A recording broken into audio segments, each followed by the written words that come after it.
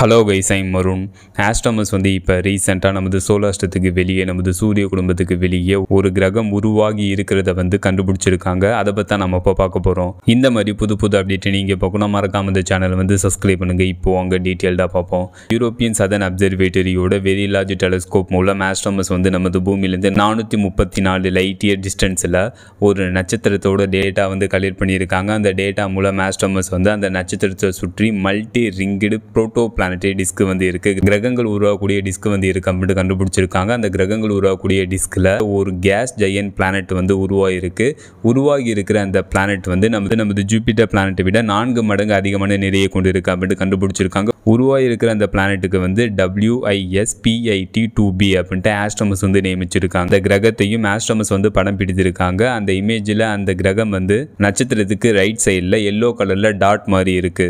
கிரகம் உருவாகிறத படம் பிடிக்கிறது இதுவே முதல் முறை அப்படின்ட்டு ஆஸ்ட்ரோமஸ் தெரிவிச்சிருக்காங்க. இந்த டேட்டா மூலம் ஆஸ்ட்ரோமஸ் கிரகங்கள் எப்படி உருவாகுது, கிரகங்கள் உருவாகும் போது அதோட சரௌண்டிங் எந்த லெவல் டேமேஜ் ஆகுது போன்றவற்றை தெரிந்து கொள்ள முடியும் அப்படின்ட்டு ஆஸ்ட்ரோமஸ் தெரிவிச்சிருக்காங்க. ஃபைனலாக அந்த வீடியோ எப்படி இருந்துச்சுன்னு கமெண்ட் பண்ணுங்க. See you.